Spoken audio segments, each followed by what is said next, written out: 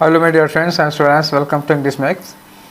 जैसा कि आप लोगों को ऑलरेडी पता है कि हम लोग इसमें CPSI 2022 का प्रीवियस पेपर सॉल्व कर रहे हैं और आज हमारा जो पेपर होगा वो होगा सेट नंबर 9, मतलब 8 हम लोग पहले कर चुके हैं, आज आखिरी है। और आज जो हम लोग डिस्कशन करने जा रहे हैं वो है 11 नवंबर 2022 का शिफ्ट 3। 9, 10 और 11 3 दिन हुआ था ये आपका CPO वाला पेपर, और ये तीनों दिन के तीनों सेट हम लगा लेंगे अगर आज वाला ये कंप्लीट हो जाता है, और इसमें अगर मगर की कोई बात नहीं, कंप्लीट होने जा रहा है। ठीक है, तो जो आज हमारे साथ पहली बार जुड़ रहे हैं आप लोगों को बता दें कि इसके पहले भैया 8 सेट हुए हैं, आप पूरा का पूरा देख लीजिएगा। ज़्यादा डिटेल में जाना हो क्या क्या हुआ है तो आप प्लेलिस्ट चेक कर लीजिए ना, प्लेलिस्ट आप देख लीजिएगा। तो उसमें आपको 2022 के ही नहीं, आपको 2023 के भी सारे डिस्कशन मिल जाएंगे। और केवल CPO ही नहीं, CGL मिलेगा, CHSL मिलेगा, MTS मिलेगा, स्टेनो मिलेगा, ठीक है, और इंटेलिजेंस ब्यूरो वाला भी मिल जाएगा। सबके हमने 2-2 साल के 22-23 का सबका डिस्कशन करा दिया है। ठीक है, और जैसे जैसे एग्ज़ाम होता रहेगा वैसे वैसे आपको डिस्कशन मिलता रहेगा। तो PDF आप लोगों ने सॉल्व कर ही लिया होगा। PDF कहाँ मिलेगा ये आप लोगों को पता ही है, डिस्क्रिप्शन बॉक्स के इसी वीडियो के डिस्क्रिप्शन बॉक्स में होगा एक लिंक ऑफ PDF। तो जब आप लिंक ऑफ PDF पर जाएंगे तो आपको मिल जाएगा वहाँ पे PDF। तो वहाँ से जब आप जाएंगे तो आपको हमारा टेलीग्राम चैनल मिलेगा, उसको ज्वाइन कर लीजिएगा। डेली आपको दोपहर में PDF मिल जाया करेगा। ठीक है, तो ये हो गई बातें। अब चलिए शुरू करते हैं आज का डिस्कशन और देखते हैं कि आज कौन सा क्वेश्चन पूछा गया है। तो पहला क्वेश्चन साइनोनियम का पूछा गया है। इसमें क्या है, बोनहोमी। बोनहोमी क्या होता है बताओ? बोनहोमी का मतलब जानते हो, दोस्ती होती है, ठीक, फ्रेंडशिप होती है। तो ये एक आ गया आपका बोनहोमी, मीनिंग ही बतानी थी, उसमें और कुछ एक्सप्लेन करना तो है नहीं। बोनहोमी का मतलब फ्रेंडशिप होता है, और बाकी और वर्ड हैं उनका मतलब आप समझ ही रहे होगे। तो आगे बढ़ जाते हैं, आज इसमें ज़्यादा डिस्कशन करने को नहीं है। 2 वाले में, क्वेश्चन नंबर 2 में क्या करना है आपको, एडियम ये मीनिंग बतानी है, मीनिंग ऑफ द एडियम। और मीनिंग क्या है, एडियम क्या है यहाँ पे, कैरेट एंड स्टिक अप्रोच। तो कैरेट एंड स्टिक अप्रोच क्या होता है, जैसे आपका बच्चा है, गलती करे तो एक डंडा मारो, और अच्छा काम करे तो उसको एक चॉकलेट दे दो। मतलब अच्छे काम पे एनकरेज करो, उसको तारीफ करो, और ख़राब काम पे उसको पनिशमेंट भी दो। दोनों साथ में चला जाता है। केवल प्यार ही ना करते रहो उससे, उसको सज़ा भी दिया करो। तो कैरेट एंड स्टिक अप्रोच इसी को कहते हैं। आंसर में आ जाओ, लिखा है कि वेस्ट वंस एफर्ट ना, प्रैक्टिस आइडेंटिकल इन अपीयरेंस बिल्कुल नहीं होगा। Mixture of reward and punishment, ये हो गया mixture of reward and punishment. Clear है, चले आगे। अगला क्वेश्चन देख लीजिए, क्वेश्चन नंबर 3 है। 3 में क्या करना है आपको, साइनोनिम बताना है। साइनोनिम किसका बताना है, गवर्नमेंट का बताना है। और गवर्नमेंट कैसा व्यक्ति होता है, देखो ये खाने पीने का बहुत शौकीन होता है, फॉन्ड ऑफ ईटिंग। क्या होगा ये, फॉन्ड ऑफ ईटिंग। ऑफ देखो डी ठीक से नहीं बना, फॉन्ड ऑफ ईटिंग। इस आदमी को खाने पीने का बड़ा शौक होता है, और यही नहीं कि केवल अच्छा बनाता भी है और अच्छा खाता भी है, दोनों चीज़ें इस आदमी में होंगी। ठीक है, उसको हम लोग क्या कहते हैं, गवर्नमेंट कहते हैं। क्लियर हो गई बात। ऑप्शन में आ जाओ, नॉन इंटेलिजेंट मतलब जो किसी चीज़ में शामिल ना हो। डिटैच्ड का मतलब वही नॉन इंटेलिजेंट हो जाएगा, मतलब नहीं है। एपिक्योर, एपिक्योर का मतलब वही होता है गवर्नमेंट, मतलब होगा खाने पीने का शौकीन, पीना नहीं खाना। ठीक है ना, अब दूसरा मतलब निकाल लेंगे, खाने का शौकीन, अच्छा बनाता है, अच्छा खाता है। और इंडिफरेंट का मतलब यहाँ कोई लगेगा नहीं। ठीक है, अगला क्वेश्चन आ जाओ 4 में। वन वर्ड सब्सटीट्यूशन किसका है, the main character in a story. कोई कहानी है, कोई प्ले है, कोई नॉवेल है या कोई मूवी है, उसमें जो मेन कैरेक्टर होता है, मेन कैरेक्टर मतलब समझ लो जो नायक है, जो हीरो है, तो उसको हम लोग कहते हैं प्रोटैगोनिस्ट, जो पूरी कहानी में लीड करता है। और एक और लीड करता है प्रोटैगोनिस्ट के अलावा, जो विलेन होता है उसको क्या कहते हैं, उसको कहते हैं एंटागोनिस्ट। ये विलेन होता है कहानी का मेन। ठीक है, एक बार मैं ये बात और चर्चा किया था, जब एनिमिटी का या एनिमी का साइनोनिम पूछा था तो मैंने बोला था एंटागोनिस्ट होता है, एंटागोनिज्म। ठीक है, 2 बात समझ गए। तो प्रोटैगोनिस्ट होगा आपका आंसर, एंटागोनिस्ट विलेन होता है, लीडर प्लेयर आप समझ रहे हो। चलिए आगे चलते हैं, नेक्स्ट क्वेश्चन लेते हैं आपका। ये क्या है, साइनोनिम ऑफ अंडरलाइन। ये क्या है, स्टाम्प्ड। स्टाम्प का मतलब क्या देते हैं ना, मुहर लगा देते हैं उठा के। तो सीन ये पढ़ के देखो जरा, the scene of Ratan's friends bike accident. Ratan के दोस्त का जो बाइक एक्सीडेंट था, वो जो सीन है, remains in remains stamped in his memory, वो रतन की मेमोरी में छप गया एकदम। स्टाम्प्ड का मतलब यहाँ क्या हुआ, एकदम छप गया, अमिट है वो, मिट नहीं रहा है, वो सीन उसके दिमाग से हट नहीं रही है। तो स्टाम्प्ड का मतलब हो गया एकदम प्रिंट हो गया है, तो ये हो गया इम्प्रिंटेड हो गया, समझ गए।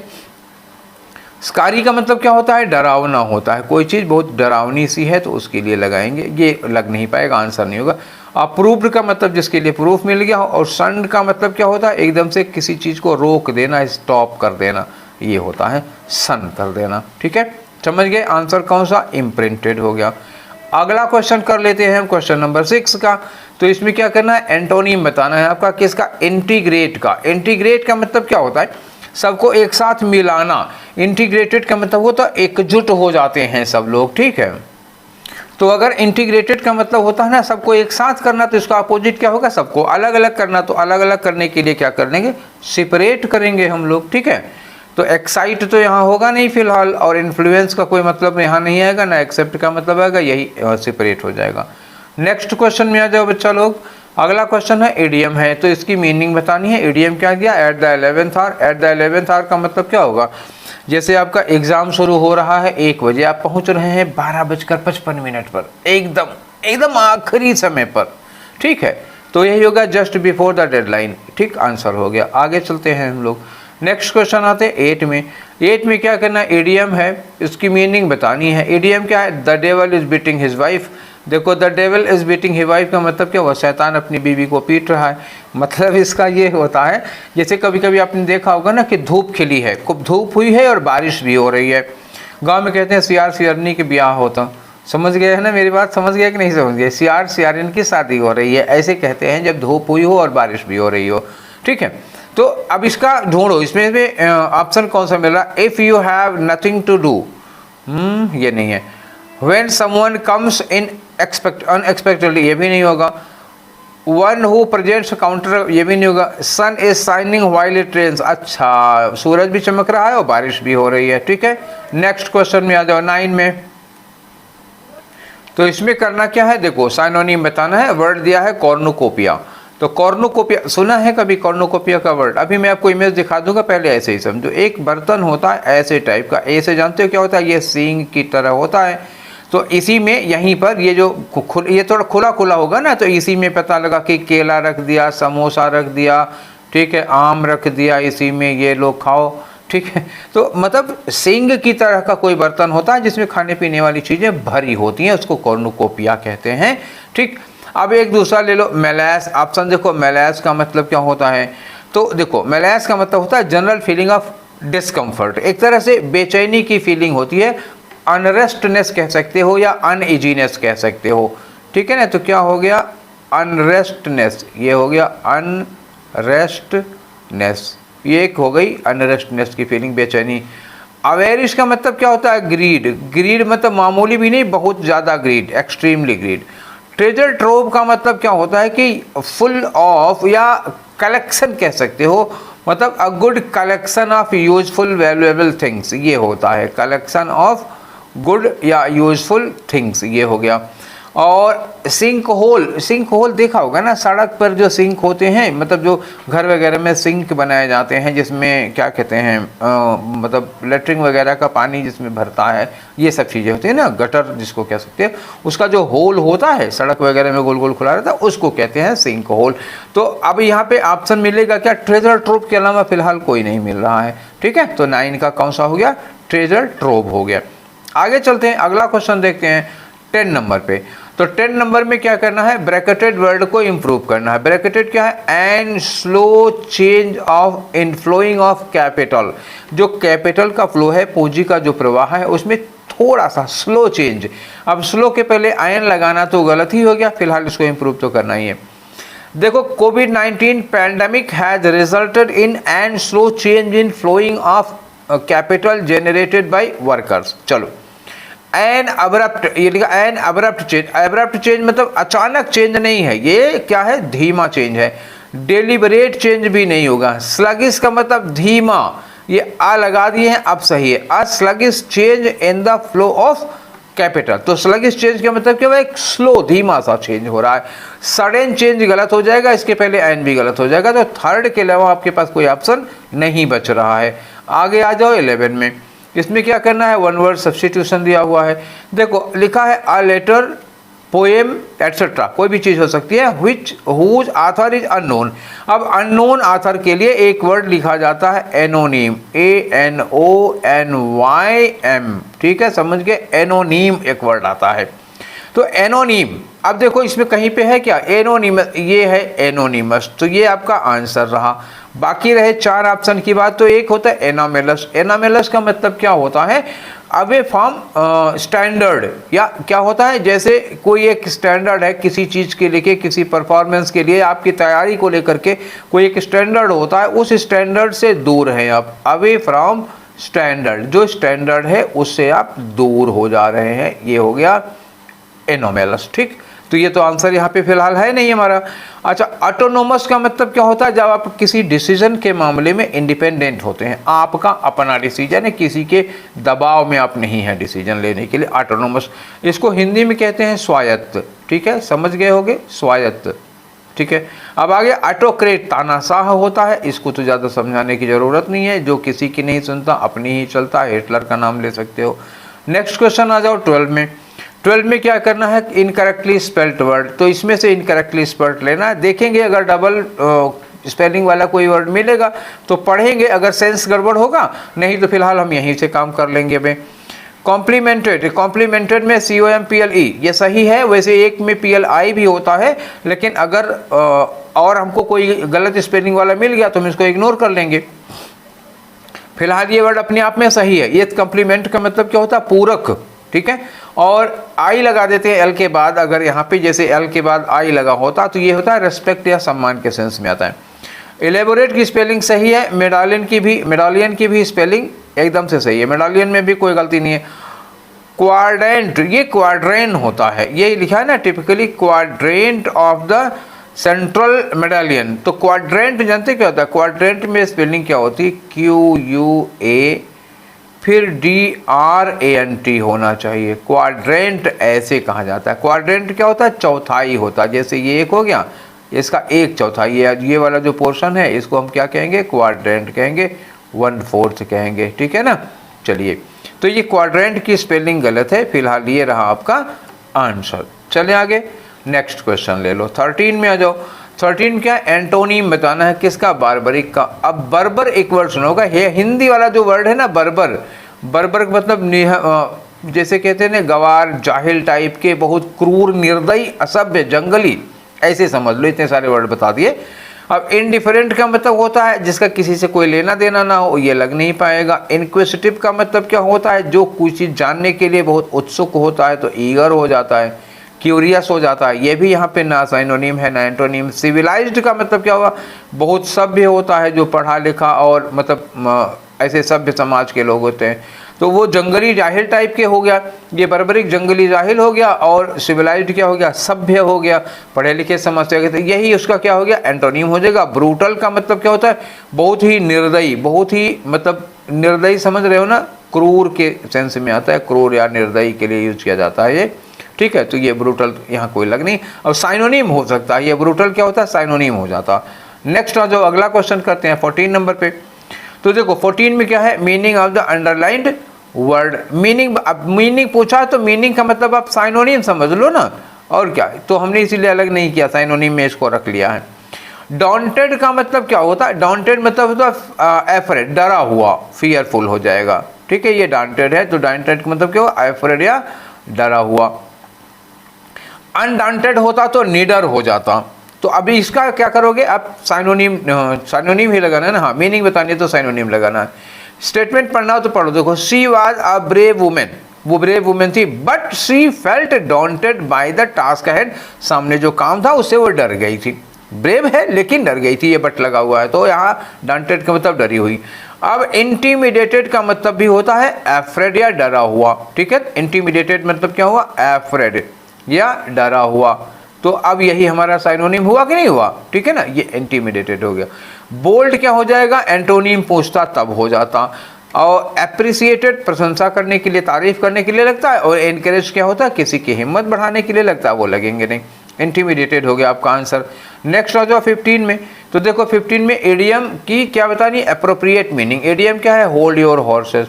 होल्ड योर हॉर्सेस का मतलब क्या हुआ कि आप जितने जोश में हैं, जितने उत्साह में, जितना एक्साइटेड हैं, ओवर एक्साइटेड हो जाता है आदमी, तो उसको कहते हैं थोड़ा धैर्य रखो भाई, थोड़ा थोड़ा रुको, संभलो, इतने जोश में, इतने एक्साइटमेंट में काम नहीं होगा। तो इसको क्या कहते हैं, holding and keeping things by yourself नहीं, give time to others for some rest नहीं, to tell someone to stop and consider carefully. किसी से ये कहना कि भैया रुको, थोड़ा विचार करो, सोच विचार कर लो, मतलब घोड़े, खड़े घोड़े पे भागे जा रहे हो, ठीक है। और चौथा है कीप द हॉर्स चेन, नहीं भाई बांध के रखने के लिए नहीं है, आप अपने जोश को, अपने उत्साह को थोड़ा सा रोको, थोड़ा सोचो विचार करो, ऐसे है, ठीक है। तो थर्ड वाला होगा। नेक्स्ट में आ जाओ 16 नंबर पे। देखो 16 में क्या है, ये एडियम है, उसकी अप्रोप्रिएट मीनिंग बतानी है। लिखा है वेट ब्लैंकेट। वेट ब्लैंकेट का मतलब क्या होता है, गीला कंबल। अच्छा, अब गीला कंबल का मतलब क्या होगा, देखो गीला कंबल मतलब ये होता है ना कि कोई आदमी बहुत खुश है, वो एंजॉय कर रहे हैं, सेलिब्रेट कर रहे हैं, कोई प्लान बना रहे हैं, आप उनके प्लान को बिगाड़ दे रहे हो, आप उनकी खुशी में पानी डाल दे रहे हो, ऐसे कह सकते हो। तो क्या होगा, वन हु फ्रिक्वेंटली इल, नहीं, one who spoils other people's fun, जो दूसरों की खुशी को, आनंद को सत्यानाश कर देते हैं, उसको कहते हैं वेट ब्लैंकेट। आंसर हो गया हमारा, आगे चलते हैं। नेक्स्ट है 17 में। 17 में बताओ कि correct use of indefinite article. Indefinite article का मतलब आ और एन का करेक्ट यूज देखना है हमको। तो यहाँ देखो लिखा है कि cloud seeding involves use of chemicals. जो क्लाउड सीडिंग है उसमें क्या है, इन्वॉल्व है केमिकल्स। कौन से chemicals, that target rain bearing clouds above a catchment. Catchment के पहले आ लगा है, सही है। Catchment area such as a river हो सकती है, रिजर्वायर हो सकता है, या अ लेक हो सकता है, ठीक है। तो ये कोई ये हो गया। तो 17 में यहाँ तो हमको ठीक लग रहा है, कोई गड़बड़ी लग नहीं रही है। पहले में रिवर के पहले आ लगा, रिजर्वायर के लिए भी वही लगा है, लेक के पहले भी आ लगा है, तो यहाँ पे कोई गड़बड़ी नज़र नहीं आ रही है, फिलहाल ये ठीक लग रहा है। अब उसको थोड़ी बहुत डाउट वाउट हो तो और सेंटेंस में हम इसको चेक करके देख लेते हैं, ठीक है। यहाँ क्या लिखा है, कैचमेंट के पहले आ लगा है, ठीक है, लेकिन यहाँ लेक के पहले क्या लगा, एन लगा, तो लेक के पहले एन लगाना गलत हो जाएगा, अ लगता, लेक ल एल निकल रहा है ना, तो कोई ज़रूरत ही नहीं है वहाँ पे एन लगाने की। अगले वाले में यही चेक कर लेते हैं। यहाँ आलेख लिखा है तो ठीक है यहाँ पे, लेकिन यहाँ कैचमेंट के पहले क्या लगा, एन लगा, ये गलत है, दो गलत हो गए। अब तीसरे वाले में देखो यहाँ एन लेक लगा हुआ है, तो लेक के पहले एन नहीं लगेगा, तो सेकंड, थर्ड और फोर्थ पक्का गलत हैं। अब हमें ए वाले के, पहले वाले के सही होने में कोई गुंजाइश नहीं रही, कोई शक नहीं रहा। अब आ जाओ, अब आओ इनकरेक्टली स्पेल्ड वर्ड बताओ। तो मिसिंग की स्पेलिंग तो एकदम से ठीक है, आंसर नहीं होगा। मैरेज, फिजिक्स पढ़ा होगा आपने, मृग मरीचिका, तो मैरेज की स्पेलिंग क्या होती है, देखो MIRAGE होता है ना मैरेज, तो MIRA, तो ये MI के बाद जो ए लगा हुआ है वो गलत है। मृग मरीचिका क्या होता है, फिजिक्स में पढ़ते हो, टोटल क्या होता है, रिफ्लेक्शन होता है लाइट का। तो गर्मी में दूर जो जहाँ पे धूप होती है सड़क पर वो पड़ती है लाइट, तो मतलब धूल के कणों या मिट्टी के कणों से लाइट रिफ्लेक्ट होती है, तो लगता है कि वहाँ पानी है। तो जहाँ पानी नहीं है वहाँ पानी दिखाई देना, ये मिरेज है, मृग मरीचिका कहते हैं इसको। आंसर यही वाला होगा। मिशन की स्पेलिंग एकदम ठीक है, मिस्टेकन की एकदम ठीक है, तो ये दोनों आंसर नहीं होंगे। आगे बढ़ लेते हैं हम लोग क्वेश्चन नंबर 19 में। यहाँ क्या करें, साइनोनिम बताना है किसका, ऑब्लिटरेट का। ऑब्लिटरेट का मतलब क्या होता है, रूट आउट कर देना, मतलब किसी समस्या को या कोई चीज़ हो तो उसको जड़ से समाप्त कर देना, एकदम से सफाया कर सकते हो जिसको। एनिहिलेट एक वर्ड आता है, ऑब्लिटरेट आता है, एक एनिहिलेट आता है, ठीक है। तो ये साइनोनिम बताना है तो क्या लगेगा, एबॉलिश लगेगा। क्लियर है, अगर साइनोनिम बताना है। अगर कुछ और होता, एंटोनिम बताना होता तो दूसरा लग जाता। अच्छा, पैच्ड का मतलब क्या होता है, जैसे कहीं कपड़ा वगैरह फट जाता है तो वहाँ पे चकत्ती लगाते हैं कि नहीं, दूसरा कपड़ा लगा के सिल देते हैं, पैच लगाना होता है, उसको पैचिंग कहते हैं। मतलब एक तरह से एक मरम्मत हो गया, कहीं फट गया तो मरम्मत कहते हैं। मेंड का मतलब भी क्या होता है, रिपेयर कर देना, किसी चीज़ को थोड़ा सा सुधार कर देना, ये हो जाएगा। हील का मतलब क्या हुआ, हील का मतलब आपको चोट वोट लगी है, घाव वाव है कहीं पर, तो घाव धीरे धीरे भरता है तो उसको हीलिंग कहा जाता है। ठीक है, नेक्स्ट आ जाओ नंबर 20 पे। 20 में क्या करना है कि most appropriate phrase underline word के लिए, तो अंडरलाइन क्या है, ये ब्रॉट है। तो she brought new ideas for the innovative promotion of the product, तो उस प्रोडक्ट के इनोवेटिव प्रमोशन के लिए वो नए नए आइडियाज़ ला रही थी। तो ब्रॉट, तो नए नए आइडियाज़ ले आने को क्या कहते हैं, come up with. Come up with का मतलब होता है कि नए नए विचारों के साथ आना, नए नए विचार, नए नए आइडियाज़, नए नए प्लान्स ले आना। ठीक है, तो यही इसका फ्रेज होगा। आगे चलते हैं, नेक्स्ट वाला क्वेश्चन देखो 21। साइनोनिम किसका बताना है, क्याओस का। क्याओस का मतलब क्या होता है कि डिसऑर्डरलीनेस, एक तरह से क्या कह सकते हो, अव्यवस्था कह सकते हो। अराजकता से जो अव्यवस्था उत्पन्न होती है वो होती अव्यवस्था, या आप इसको क्या कह सकते हो, डिसऑर्डरलीनेस, मतलब एक तरह से सब कुछ मेस हो गया है, डिसऑर्डरली जो चीज़ होती है। ठीक है, व्यवस्थित नहीं होता। अनटाइडी कह सकते हो। टाइडी क्या होता है, बहुत ही साफ सुथरा, बहुत ही वेल अरेंज, व्यवस्थित, ये इतना टाइडी होता है। अनटाइडी मतलब अव्यवस्थित हो जाएगा। तो इसका साइनोनिम है, देखो टाइडीनेस क्या हो गया, अपोजिट हो जाएगा ये तो। ठीक है, सर्टेनिटी का कोई लेना देना नहीं। डिसएरे ये आ जाएगा। डिसएरे का मतलब क्या होता है, डिसऑर्डरली, या क्या होता है, अनटाइडी। तो कितने वर्ड मिल गए आपको, एक क्याओस मिल गया, एक डिसऑर्डरली मिल गया, एक अनटाइडी मिल गया, एक डिसएरे मिल गया, एक अनअरेंज्ड हो जाएगा। ठीक है, तो ये सर इंसैनिटी, भाई कितनी बार यार बता चुका हूँ, सेन और इंसैनिटी याद है आपको। मैंने कहा था सेन का मतलब कोई व्यक्ति जो अपने पूरे होशो हवास में होता है। इनसेन का मतलब क्या होता है, जो पागल हो जाता है, जिसका दिमाग खराब हो जाता है। इसी इनसेन में क्या कर दिया इन्होंने, वो नाउन बना दिया ITY लगा करके, मतलब क्या होगा, पागलपन कह सकते हो इंसैनिटी को। आंसर कौन सा होगा इसमें, आपका थर्ड वाला होगा। ठीक है, नहीं तो आप सोचेंगे सारे वर्ड बता दिया, आंसर कौन सा था। कोई बात नहीं, चलो ये आ गया। एडियम बताना है आपको। लिखा है टू जज a book by its cover, किसी किताब की कवर को देख करके हम उस किताब के बारे में, उस किताब को जज नहीं कर सकते। ठीक है, किताब अच्छी है कि खराब है, इसके लिए आपको क्या होगा, किताब को पढ़ना पड़ेगा। बिना पढ़े आप नहीं बता सकते हैं। तो किसी आदमी की आउटफिट देख के, सपोज करो कोई आदमी कुर्ता धोती पहने हुए थोड़ा फटा पुराना है, तो आपको लगेगा जाहिल गंवार हैं। पता लगा थोड़ी देर बाद वो ऐसी अंग्रेजी बोल रहे हैं, या उनको इतना ज़्यादा नॉलेज है कि आपको अंदाज़ा भी नहीं था। क्या किसी को गरीब जैसा देख के कभी कभी समझ में नहीं आता, पता लगा इतने अमीर नहीं कि आपका घर खड़े खड़े खरीद लेंगे। तो यही सब चीज़ें होती हैं कि बुक की कवर की, मतलब किताब की कवर देख करके किताब को मत जज करो। ठीक है, मान लो पुरानी फटी कवर है, पता लगा अंदर ज्ञान भरा हुआ है, तो ऑप्शन देखें कौन सा होगा। To understand a difficult situation बिल्कुल नहीं होगा। स्ट्रिक्टली फॉलो द रूल्स नहीं होगा। To be good at evaluating people नहीं होगा। To evaluate people's worth by their outward appearance, मतलब किसी को आप उसके कपड़े देख करके अंदाज़ा लगा रहे हो, तो ये यही होता है जज a book by its cover. तो चौथा वाला आपका आंसर हो गया। नेक्स्ट आ जाओ 23 में। 23 में क्या है, बेटर का एंटोनिम बताओ। बेटर का मतलब क्या होगा, गुड की कंपैरेटिव डिग्री। बेटर बेहतर होती है, उसका खराब क्या होगा, खराब इन्फीरियर हो जाएगा, खराब क्वालिटी के लिए। ठीक है, अब ब्रेव मतलब बहादुर साहसी के लिए लग जाएगा, ये लगेगा नहीं। होमली का मतलब क्या होता है, देखो चीज़ देखने में पुरानी धुरानी हो सकती है, छोटी सी हो सकती है। सपोज करो कहीं झोपड़ी में गए, ठीक है, तो ये मतलब छोटी मोटी झोपड़ी है, लेकिन क्या होगा, एकदम कंफर्टेबल है। ठीक है, ये ध्यान रखना है। तो वो चीज़ क्या होगी, बहुत ही सिंपल होगी लेकिन कंफर्टेबल हो। होमली के लिए ध्यान रखिएगा, क्या लिखना है, सिंपल बट वेरी कंफर्टेबल। ठीक है, समझ जाइएगा। और फिट की कंपैरेटिव डिग्री फिटर होती है। आंसर आपका कौन सा हो गया, इन्फीरियर हो गया। बेटर बेहतर होगा, इन्फीरियर खराब क्वालिटी के लिए लगता है। चलिए नेक्स्ट क्वेश्चन करते हैं 24 में। 24 में वन वर्ड सब्स्टिट्यूशन है आपका हेट्रेड। हेट्रेड का मतलब क्या होता है भाई, नफरत होती है, नफरत होती है, घृणा होती है। तो हेट्रेड का आपको क्या करना है, वन वर्ड सब्स्टिट्यूशन। यार एक ही वर्ड तो वो भी है, हेट्रेड में कौन सा 4 वर्ड लगे हुए हैं, हद करते हैं।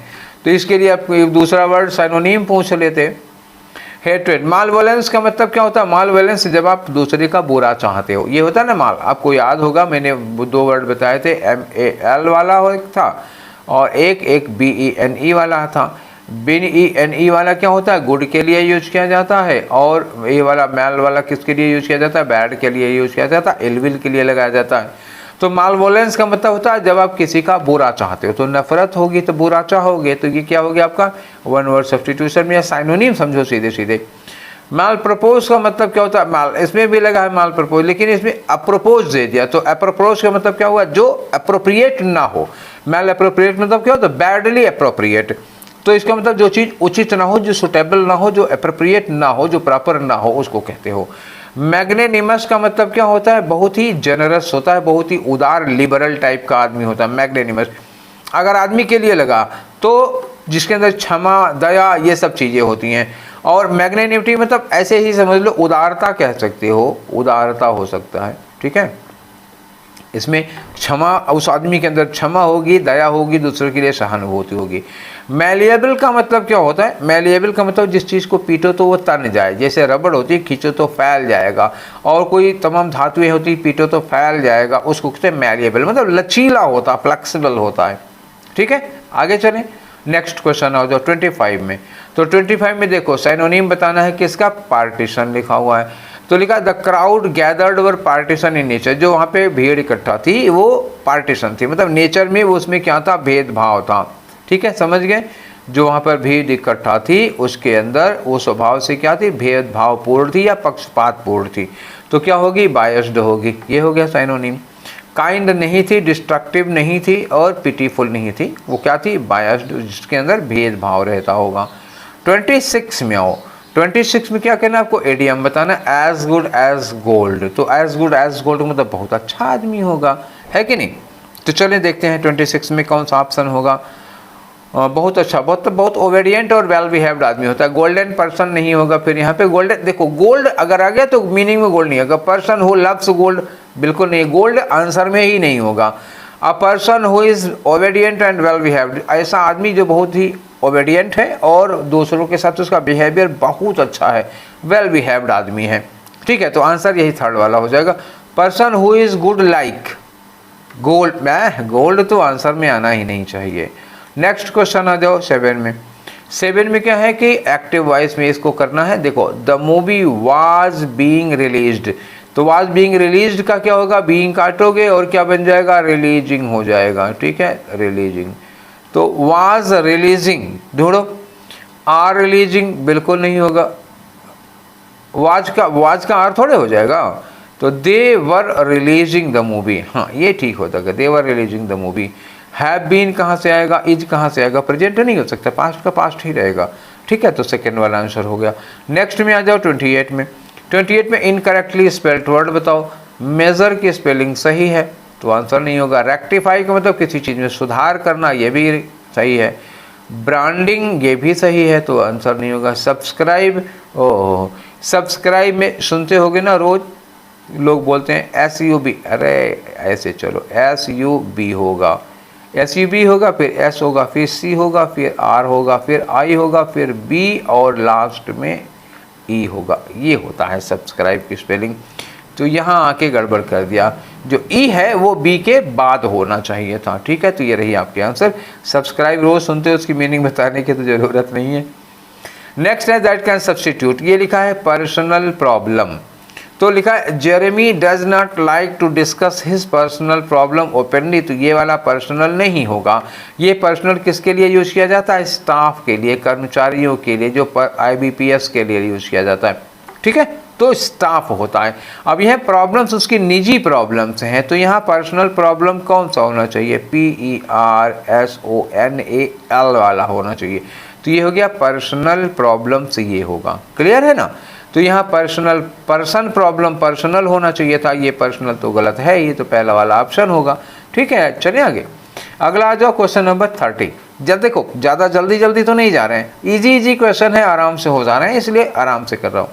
देखो एरर वाले में क्या होगा, he has always been quite careless for his own safety. Careless के बाद फार नहीं लगता है, ठीक है ना। अपनी सेफ्टी के लिए बहुत लापरवाह है, तो क्या होगा, quite careless about his safety. तो ये फार जो है ना वो गलत हो जाए। केयरलेस अबाउट, किसी चीज़ के प्रति आप लापरवाह हैं तो क्या लगाना चाहिए, अबाउट लगाना चाहिए। आगे आ जाओ क्वेश्चन नंबर 31 में। तो देखो 31 में क्या करना है, फिर वही that can substitute, underline like to meeting, to के बाद मीटिंग कैसे हो सकता है? टू के बाद देखो ये टू लिखा है, टू के बाद आईएनजी फॉर्म नहीं होगी।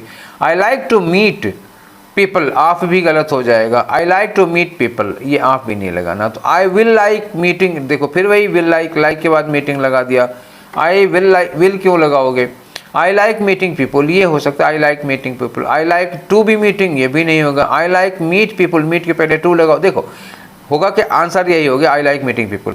देखो लाइक एक ऐसी वर्ब है, लाइक के बाद जब कोई पर्सन या जब कोई आप वर्ब लगाते हो तो दो तरीके, या तो लाइक के बाद टू और वर्ब की फर्स्ट फॉर्म लगा दो, या लाइक के बाद वर्ब की आईएनजी फॉर्म लगा दो। तो ये दो तरीके हो सकते हैं। तो लाइक के बाद टू और फर्स्ट फॉर्म तो मिला नहीं, क्या मिला? लाइक के बाद हमको मीटिंग मिला, तो सेकेंड वाला ऑप्शन हमारा सही होगा। ठीक है, अब चलते हैं नेक्स्ट क्वेश्चन में। नेक्स्ट क्वेश्चन है 32 आपका। ठीक है, तो 32 में क्या करना है? वही दैट कैन सब्स्टिट्यूट। देखो चलिए, तो इसमें अंडरलाइन पोर्शन कितना है? देखो लिखा a government that takes decision based on the recommendations of state officials. ये आ गया ऑफिशियल्स, जो अधिकारियों के रिकमेंडेशन पे। तो अधिकारियों को हम लोग क्या कहते हैं? ब्यूरोक्रेट कहते हैं। तो जो अधिकारी, जैसे आईएएस पीसीएस अधिकारी होते हैं, सिविल सर्वेंट्स होते हैं, इनके डिसीजन पे जो गवर्नमेंट चलती है उसको हम लोग क्या कहते हैं? ब्यूरोक्रेसी कहते हैं, अफसरशाही। डेमोक्रेसी क्या होता है? जिसमें जनता वोट दे करके अपने लिए एडमिनिस्ट्रेटर को चुनती है, उसको डेमोक्रेसी कहते हैं। अब डेमोक्रेसी में भी ब्यूरोक्रेसी हो सकती है, जैसे इंडिया में डेमोक्रेसी है, हम सरकार चुनते हैं और सरकार अपना काम कैसे चलाती है? ब्यूरोक्रेट्स के जरिए। तो डेमोक्रेसी के अंदर ब्यूरोक्रेसी हो गई। जेरोंटोक्रेसी, तो जहाँ जेरोन लग जाता है ना, GERONA, ओल्ड पीपल के जरिए होता है। तो मतलब कोई ऐसी गवर्नमेंट जहाँ पे ओल्ड पर्सन्स जो है ना, जो बूढ़े लोग होते हैं, वो सरकार चला रहे होते हैं। और ऑटोक्रेसी मतलब तानाशाही हो गया, अभी थोड़ी देर पहले बताया था इसको। ठीक है, चलिए, तो आंसर कौन सा हो गया आपका? ब्यूरोक्रेसी हो गया। नेक्स्ट में आगे बढ़ जाओ 33 में। 33 में क्या? इनकरेक्टली स्पेल्ड वर्ड बताना। बोवाइन, बोवाइन की स्पेलिंग सही है, आंसर नहीं होगा। देखो बोवाइन का मतलब समझो, ये ट्रेट के लिए यूज किया था, किसी व्यक्ति का स्वभाव। जैसे किसी व्यक्ति का स्वभाव गाय भैंस जैसा है, ठीक है, गाय भैंस भैंसा जिसके जैसा जो स्वभाव होता है उसको बोवाइन कहा जाता है। एक्लेजियास्टिकल एक वर्ड है, स्पेलिंग सही है। एक्लेजियास्टिकल का मतलब होता है रिलेटेड टू रिलीजन, चर्च से, मंदिर से रिलेटेड, जो धर्म से रिलेटेड लोग होते हैं ना, पुजारी वर्ग, खास तौर से ये समझ लो, प्रीस्ट हो गए, प्रीचर हो गए, बिशप वगैरह, ये सब जो होते हैं, पुजारी होते हैं, शंकराचार्य होते हैं हम लोगों में, तो वो लोग, उनको कहता है एक्लेजियास्टिकल। क्वेरलसम की स्पेलिंग तो ठीक है इसकी भी। क्वेरलसम मतलब झगड़ालू टाइप का आदमी होता है। अब एक बचा कैलेमिटस, ये स्पेलिंग सही है, बस यही आई यहाँ से हटा दो। तो कैलेमिटी एक वर्ड होता है, CALA, ठीक है ना, और उसके बाद MI। कैलेमिटी करना होता तो टी के बाद वाई लगाते, लेकिन TY ना लगा करके क्या होगा? TOUS हो जाता है, कैलेमिटस होता है। ठीक, समझ गए? जो वर्ड है कैलेमिटस होता है, मतलब आपदा से रिलेटेड है, जो मुसीबतें आया करती हैं, भूकंप वगैरह टाइप का, तो उससे रिलेटेड है ये। ठीक है, तो आंसर आपका हो गया कैलेमिटस। ठीक, नेक्स्ट आ जाओ, अगला क्वेश्चन करते हैं। क्वेश्चन नंबर 34 में क्या करना है? वही अंडरलाइन पोर्शन को इंप्रूव करना है। अंडरलाइन क्या? इंस्टेड वेट, वो हो इंस्टेड वेस्ट नहीं। तो देखो इंस्टेड के बाद तो एक तो ऑफ लगना चाहिए, और जो वेस्ट है उसमें वर्ब की आईएनजी फॉर्म होनी चाहिए। इंस्टेड ऑफ वेटिंग, ये रूल होता है। सेंटेंस फिलहाल पढ़ो। In order to succeed in life, अगर आपको जीवन में सफल होना है तो वी नीड टू वर्क, हमें काम करना पड़ेगा, instead of wasting time, instead of wasting time. तो ये हो गया इंस्टेड ऑफ वेस्टिंग टाइम, समय बर्बाद करना नहीं बल्कि हमें मेहनत करना पड़ेगा। ठीक है, अब डिस्पाइट वेस्टिंग टाइम, तो डिस्पाइट वेस्टिंग टाइम, डिस्पाइट ये भी हो सकता है, लेकिन जब अगर डिस्पाइट हो तो ये भी सकता है। अच्छा, in spite of wasting time, in spite of नहीं होगा, इन स्पाइट नहीं है। अच्छा, डिस्पाइट भी नहीं होगा, क्योंकि डिस्पाइट क्या होगा? अपोजिट हो जाएगा। हाँ, डिस्पाइट क्या होगा? अपोजिट, मतलब के बावजूद, समय बर्बाद करने के बावजूद मेहनत करना चाहिए, तो डिस्पाइट का सेंस गलत हो जाएगा। इंस्टेड ऑफ का मतलब होगा समय बर्बाद करने की जगह पर हमें मेहनत करनी चाहिए, यही वाला हो पाएगा, पहला वाला। एक बार को मन में डाउट आया तो कि कहीं थर्ड वाला ना हो जाए, पर अगर थर्ड वाला होगा तो फोर्थ वाला भी सही होगा, तो ना थर्ड होगा ना फोर्थ होगा, फिर फर्स्ट वाला हो पाएगा। ठीक है, नेक्स्ट में आ जाओ, अगला क्वेश्चन करते हैं 35। इसमें क्या करना है? इडियम की मीनिंग बतानी है। इन सेवेंथ हेवन, देखो इन सेवेंथ हेवन कहें या ऑन क्लाउड 9 कहें, इसका मतलब क्या होता है? Extremely happy, over joyed. आप समझ लो एक्सट्रीमली हैप्पी या ओवर जॉयड। तो एक्सट्रीमली सैड तो होगा नहीं और गुड भी नहीं होगा इसमें गॉड, एक्सट्रीमली हैप्पी होगा, यही तीसरा वाला ऑन क्लाउड 7 या ऑन क्लाउड 9 या ऑन सेवेंथ हेवन, सबका वही मतलब होता है। नेक्स्ट वाला क्वेश्चन करो बेटा, इसमें क्या है? विक्की एंड दीपा दो बच्चे हैं, tries their level best. Tries नहीं होगा, वर्ब में एस लगाते हैं तो सिंगुलर हो जाती है। विक्की एंड दीपा दो बच्चे हैं, प्लूरल हो जाएगा ट्राइड देयर लेवल, ट्राई हो जाएगा यहाँ पे, ट्राई नहीं होगा, ट्राई। तो हैव के देखो, हैव के बाद थर्ड फॉर्म लगती है, ट्राइड होना चाहिए। हैड के बाद ट्राइज नहीं, थर्ड फॉर्म लगता, दो गलत हो गया। ट्राइज देखो अभी कहा था, दो बच्चे हैं, ट्राइज सिंगुलर वर्ब नहीं लगानी है, प्लूरल लगानी है, तो आपके पास एक ऑप्शन बचा है, ट्राई देवर लेवल बेस्ट। ठीक, आगे आ जाओ 37 में। तो 37 में क्या करना है, ये खुद ही बता रहा है क्या करना है। आगे आ जाओ, इट इज़ नेवर एडवाइजेबल, कभी इस बात की सलाह नहीं दी जाती, to have an axe to. तो to have an axe to grind होता है, अपना उल्लू सीधा करना, सेल्फिश एंड को सर्व करना, have an axe to grind, ये तो इडियम का पार्ट है, आपको खुद ही पता होगा। आगे बढ़ते हैं, क्या समझाना है इसमें, एक इडियम है वो याद रखो आप। ठीक, नेक्स्ट आ जाओ, इसमें इनकरेक्टली स्पेल्ड वर्ड बताओ, तो फिर यहाँ से छोड़ते हैं, यहाँ चलते हैं। मैंगल्ड गलत है, मैंगल्ड ऐसे नहीं होता, मैंगल्ड क्या होता है? MAN, अरे ठीक है नहीं चला सही से, स्टाइलस सही नहीं चल रहा, MANGLED ये होता है मैंगल्ड। इसका मतलब जानते हो क्या होता है? क्षत विक्षत, कभी देखा है कहीं पे कोई लाश, कोई डेड बॉडी जिसको एकदम टुकड़े टुकड़े काट पीट के मतलब बहुत बेकार हालत में कर देते हैं, क्षत विक्षत होता है, टुकड़े टुकड़े हो जाता है। एक्सीडेंट तो सही ही है, ये सही है तो ये आंसर नहीं होगा, सीधे क्या होगा? ये वाला होगा। सेंटेंस पढ़ना चाहो तो मैं बता दूं, देखो पढ़ लो। After the severe bus accident, severe भयानक बस एक्सीडेंट के बाद they try to identify the victims but the bodies were too mangled, लेकिन बॉडी जो थी ना वो इतनी मैंगल्ड हो गई थी कि उनको इन्वेस्टिगेट नहीं किया जा पा रहा था। तो मैंगल्ड कौन सा होगा? ये वाला मैंगल्ड होगा, वो स्पेलिंग गलत हो गई। नेक्स्ट आ जाओ, अगला क्वेश्चन करते हैं 39 में। तो 39 में क्या करना है आपको? एक वर्ड दिया है डिटैचमेंट, डिटैचमेंट का करना क्या है? एंटोनिम। तो डिटैचमेंट मतलब क्या होता है? अटैच का अपोजिट, अटैच मतलब जुड़ाव हो जाएगा, डिटैच मतलब अलगाव हो जाएगा। तो affluent people tend to look upon illiteracy with comfortable detachment. अच्छा, तो अब इसका अपोजिट आ जाओ, न्यूट्रलिटी। डिटैचमेंट न्यूट्रलिटी साइनोनिम हो गया। न्यूट्रलिटी मतलब हमसे क्या लेना देना, तो हमसे जब डिटैचमेंट होगा तभी तो। अच्छा, ह्यूमर का मतलब हास्य हो जाता है, जस्टिस का मतलब न्याय हो जाता है। सब्जेक्टिविटी का मतलब होता है इन्वॉल्विंग वन सेल्फ। जैसे मान लो अगर हम सब्जेक्टिव हो रहे हैं तो हम उस मैटर में अपने आप को इन्वॉल्व करेंगे। राइटर जब कोई पोएम वगैरह लिखता है तो राइटर जब खुद उस कहानी में अपने आप को पाता है तो उसको सब्जेक्टिविटी कहते हैं। तो सब्जेक्टिविटी वाले में क्या होगा? आप इन्वॉल्व हो रहे हो, खुद इन्वॉल्व होगे तभी सब्जेक्टिव हो पाओगे। तो डिटैचमेंट क्या होता है? खुद को दूर रखना, और सब्जेक्टिविटी होता है अपने आप को उसमें इन्वॉल्व कर देना। तो ये रहा आपका एंटोनिम। देखने में लग नहीं रहा था ना कि ये एंटोनिम होगा, पर यही हुआ। आगे आ जाओ, अब अगला क्वेश्चन है हमारा 40 में। दैट कैन सब्सटीट्यूट करना है। वाज मोर ब्यूटीफुलर, ब्यूटीफुलर मोर भी लगा, ब्यूटीफुलर भी लगा, हो ही नहीं सकता। अच्छा, ब्यूटीफुलर नहीं होता जी, जिसमें फुल है, लेस है, ये सब लगता है उसमें मोर लगाया जाता है। मोर ब्यूटीफुल कहिए ना, तो मोर ब्यूटी, ये मोर ब्यूटीफुल ये वाला सही होगा। वॉज मोस्ट ब्यूटीफुल, तो ये दैन क्या करेगा? दैन की वजह से मोस्ट नहीं लग पाएगा। बीइंग मोर ब्यूटीफुल है, बीइंग भी इज भी लगाओगे, बीइंग भी लगाओगे, गलत हो जाएगा। वाज ब्यूटीफुल पॉजिटिव डिग्री होगी तो ये दैन क्या करेगा? गलत हो जाएगा। तो सब गलत हो गया, केवल पहला वाला होगा। नेक्स्ट क्वेश्चन करो आगे। 41 से लेकर 45 तक में क्या होता है?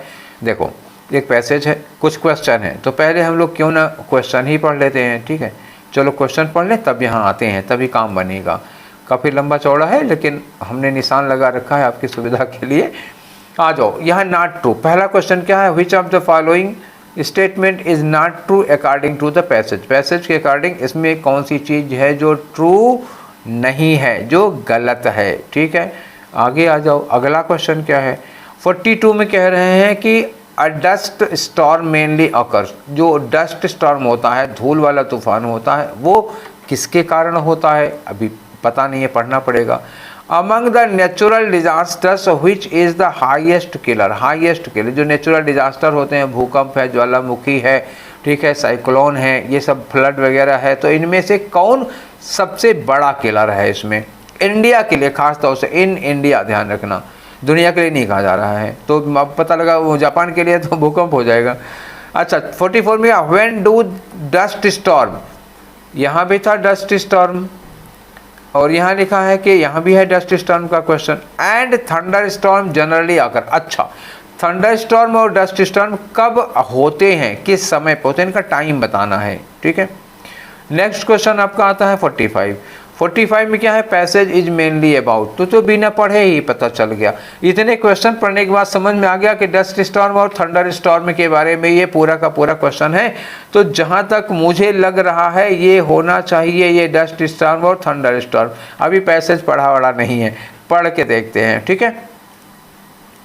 आओ क्वेश्चन पढ़ते हैं। ये रहा आपका स्टेटमेंट, अब पढ़ते जाएंगे और आंसर भी यहीं से ढूंढते चलेंगे।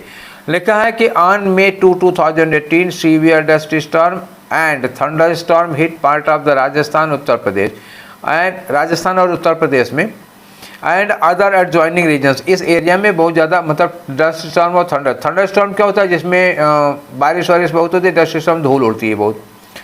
एक्सप्लेनिंग द रीजन्स, कारण एक्सप्लेन करते हुए इन सीवियर वेदर सिस्टम के पीछे का कारण बताते हुए मिस्टर एम महापात्रा, ये है कौन, senior scientist with the India meteorological, Indian होना चाहिए, इंडियन मेट्रोलॉजिकल डिपार्टमेंट के एक सीनियर साइंटिस्ट हैं। इन्होंने कहा, क्या कहा कि dust storms and thunder storms are a result of nearly similar weather condition, कि डस्ट स्टॉर्म और जो थंडर स्टॉर्म होता है करीब करीब सिमिलर वेदर कंडीशन के रिजल्ट होते हैं, लाइक जैसे कि इंटेंस हीट, बहुत ज़्यादा गर्मी पड़नी चाहिए।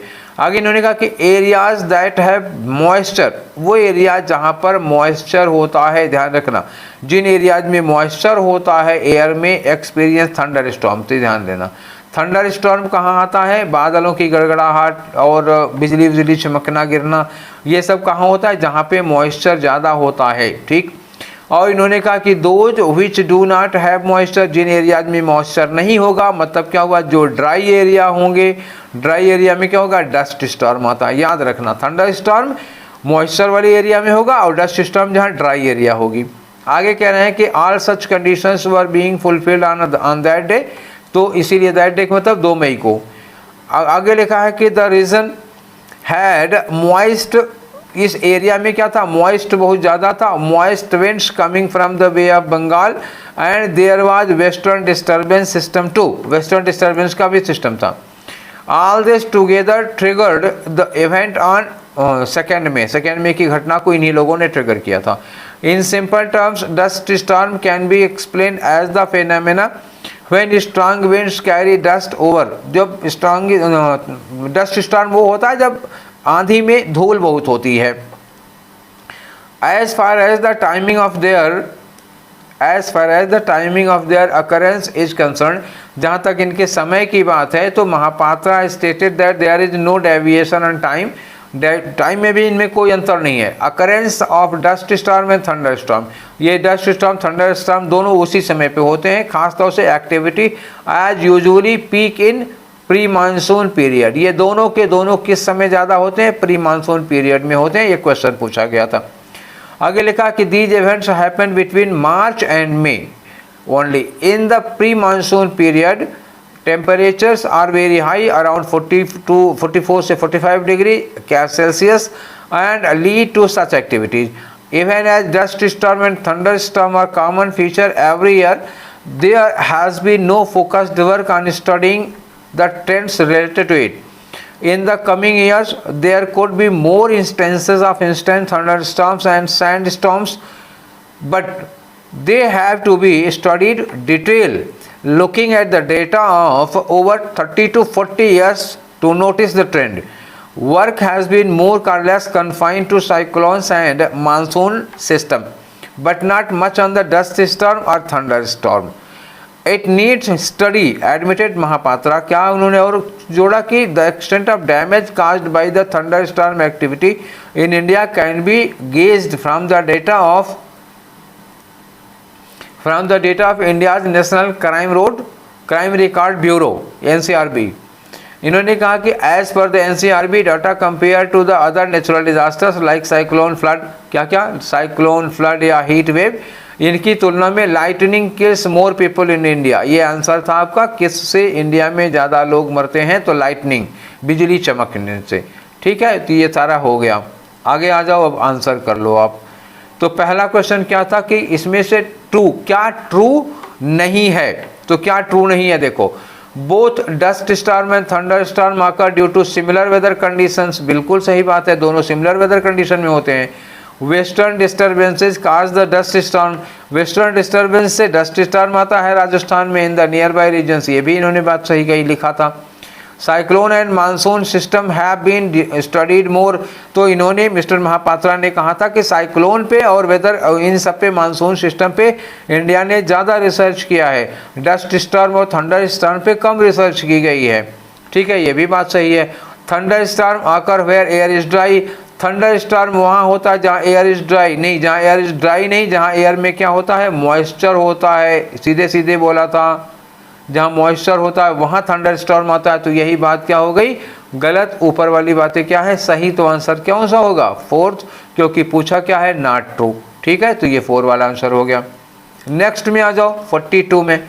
42 में बच्चा क्या है, तो डस्ट स्टॉर्म कब आता है, याद करो, डस्ट स्टॉर्म मेनली कब आता है, जब एयर क्या होती है, ड्राई होती है। डस्ट स्टॉर्म, थंडर स्टॉर्म के लिए मॉइस्चर चाहिए, तो ईस्टर्ली विंड ना इंटेंस हीट, ये होता है इंटेंस हीट होगा तब डस्ट स्टॉर्म आएगा ना।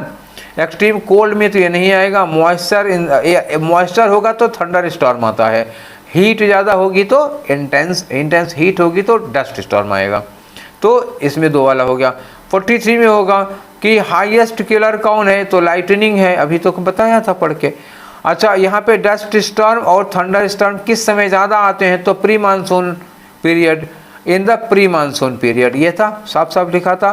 कौन सा, मई और अप्रैल और मई का महीना था, प्री मानसून पीरियड था। ठीक है, तो अब एक क्वेश्चन इसमें और बचा हुआ है, उनसे भी निपट लेते हैं कि पैसेज किस बारे में है। तो पैसेज किस बारे में अभी बताया, तो पूरा का पैसेज किसके बारे में, डस्ट स्टॉर्म और थंडर स्टॉर्म के बारे में है, तो यही उठा के लगा दो। राजस्थान उत्तर प्रदेश के बारे में नहीं है ये, और डैमेज कार्रवाई केवल नुकसान के बारे में, इन्होंने कहीं नुकसान के बारे में ज़्यादा बताया ही नहीं है। थंडर स्टॉर्म में राजस्थान से रिलेटेड नहीं है, पूरे एरिया के बारे में। अब आ जाओ नेक्स्ट क्वेश्चन में। तो ये क्या है, क्लोज टेस्ट है, भरना है हम लोगों को, एक बार पढ़ के देख लो। The world is undergoing rapid changes in the knowledge landscape, knowledge के क्षेत्र में दुनिया बड़ी तेजी के साथ परिवर्तन के दौर से गुजर रही है। With various dramatic scientific and technological advance, मतलब इसमें बहुत सारा ड्रामेटिक साइंटिफिक और टेक्नोलॉजिकल एडवांस आ रहा है, सच है जैसे कि राइज ऑफ बिग डाटा, बड़े बड़े डाटा भी राइज हो रहे हैं, मशीन लर्निंग, मशीन से हम लोग सीख रहे हैं, जैसे लोग मतलब कंप्यूटर से पढ़ ले रहे हैं ना, और आर्टिफिशियल इंटेलिजेंस का भी बड़ा योगदान है। Many unskilled jobs world wide may be taken over by machines, जो बहुत सारे अनस्किल्ड जॉब थे अब उनकी जगह मशीनें काम कर रही हैं। While the need for the skilled workforce particularly involving mathematics, तो इन्होंने कहा कि जो स्किल्ड वर्कफोर्स है, जो मतलब ट्रेंड है, जो कुशल हैं, इनकी नीड जो है वो बनी रहेगी, खास तौर से मैथमेटिक्स में जो स्किल है, कंप्यूटर स्किल है, ठीक है, और डेटा साइंस है,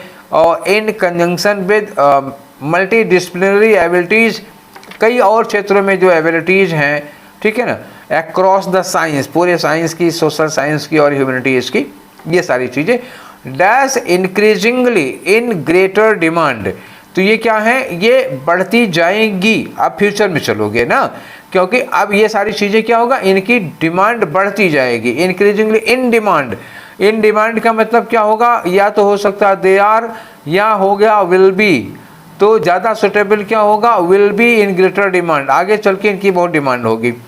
विद क्लाइमेट चेंज, जैसे मौसम बदलेगा, इंक्रीजिंग पोल्यूशन बढ़ेगा, and depleting natural resources, natural resource धीरे धीरे कम होंगे, घटेंगे, तो there will be a sizable shift, तो ये देखो विल बी लिखा हुआ, there will be a sizable shift in how we dash the world's energy जैसे कि world's energy, water, food and sanitation needs.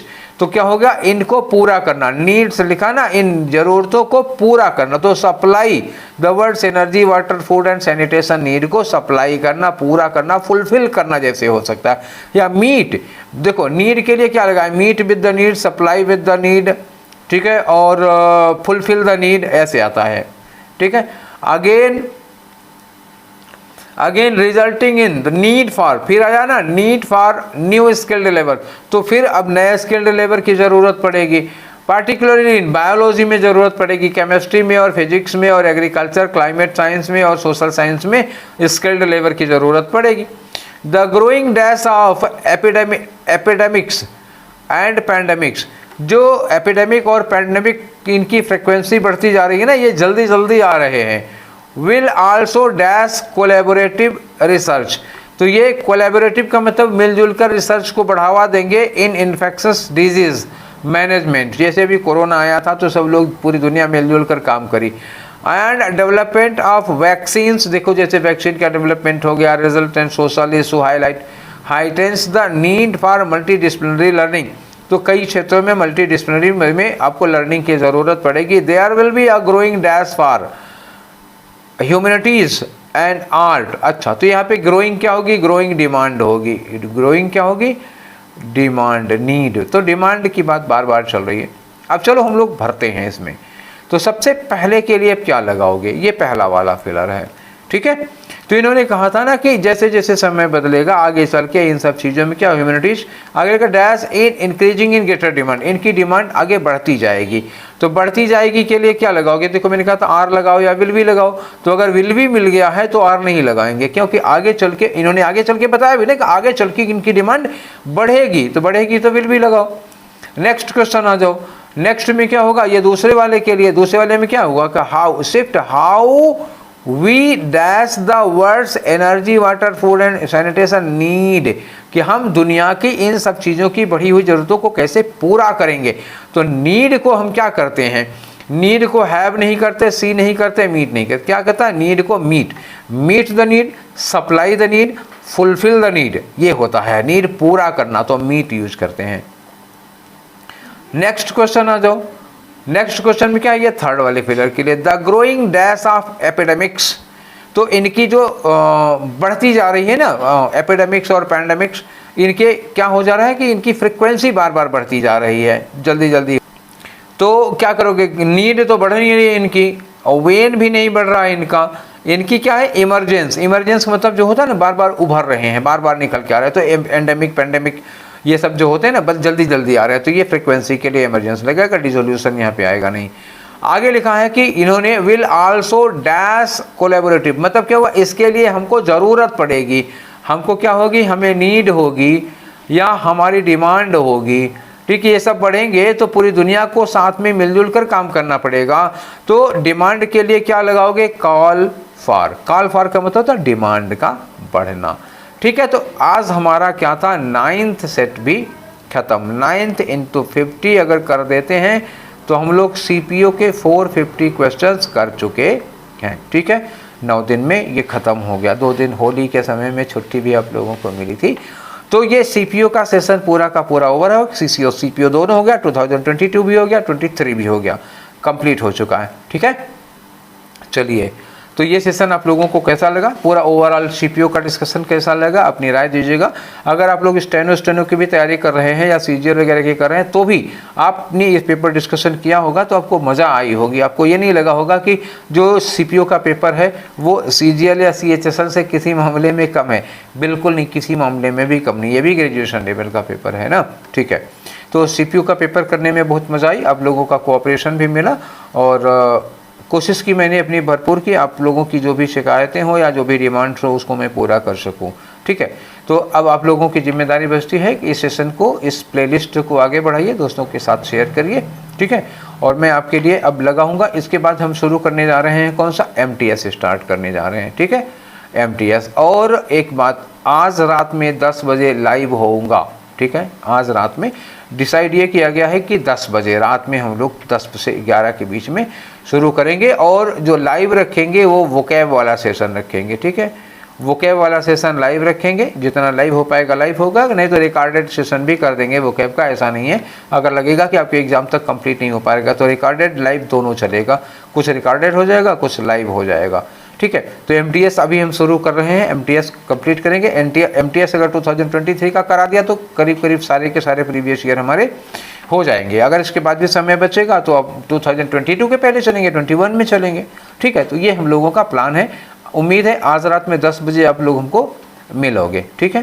तो ये सेशन यहीं पर वाइंड अप करते हैं। आज 54 मिनट्स 55 भी नहीं हुआ, आज थोड़ा जल्दी हो गया है, ठीक, चूँकि ईजी जा रहा था हो गया। तो ये सेशन यहीं पर वाइंड अप करते हैं, फिर मिलेंगे हम लोग कल वाले सेशन में। Till then take care, thank you.